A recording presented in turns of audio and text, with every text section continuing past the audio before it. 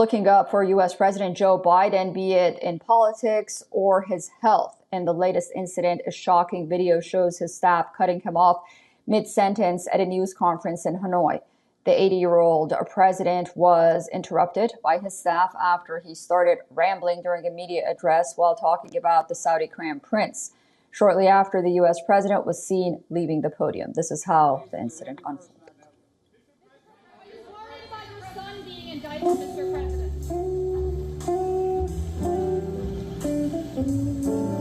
We talked about at the conference overall. We talked about stability. We talked about making sure that the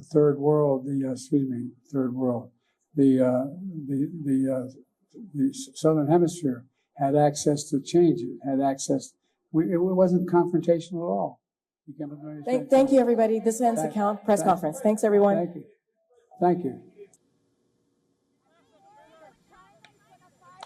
The incident fueled concerns about Biden's age and his cognitive abilities. A recent public poll has pegged Biden's approval rating at 38%.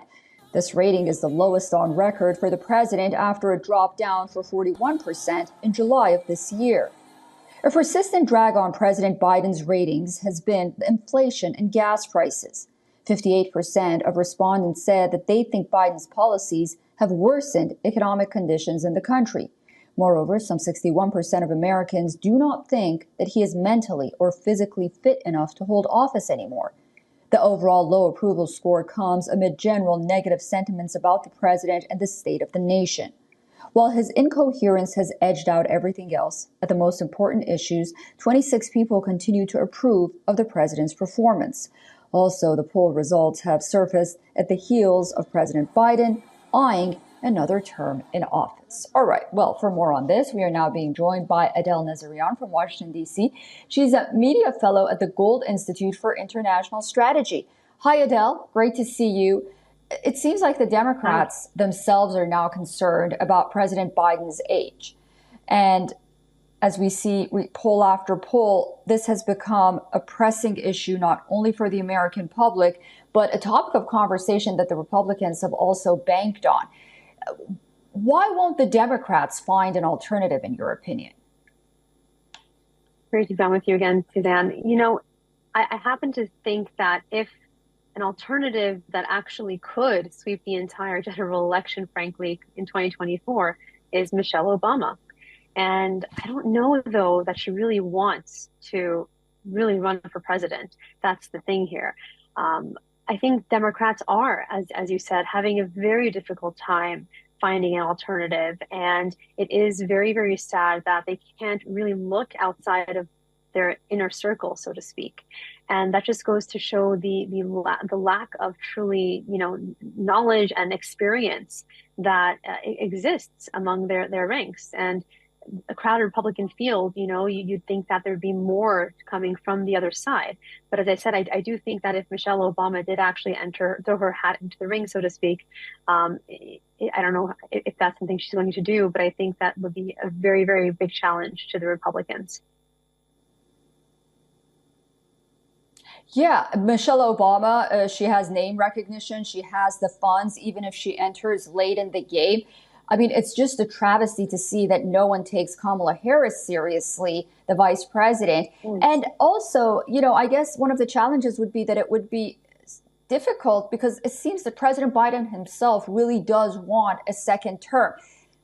They're banking on Donald Trump being the Republican nominee and just going through the motion as they have since 2016, after 2016.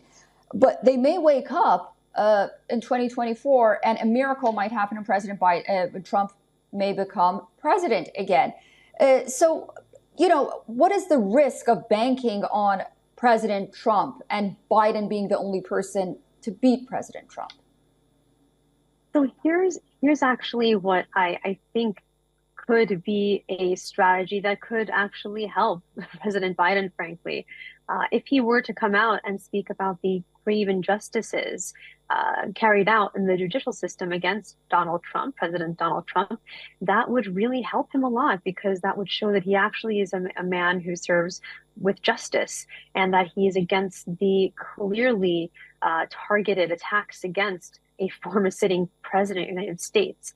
But I don't believe that will happen. And to answer your question, Suzanne, I do think that the risk of having a Biden versus a Trump run up to the 2024 elections, should Trump win the primary for the Republicans and Biden be the nominee for the Democrats, is that people are sick of all the infighting. Obviously, the media has done such a great job, honestly, of damaging and harming President Trump's reputation. You can go through clips where they cut the clip not to show the true storyline and then interject their own narratives to sway it in their direction.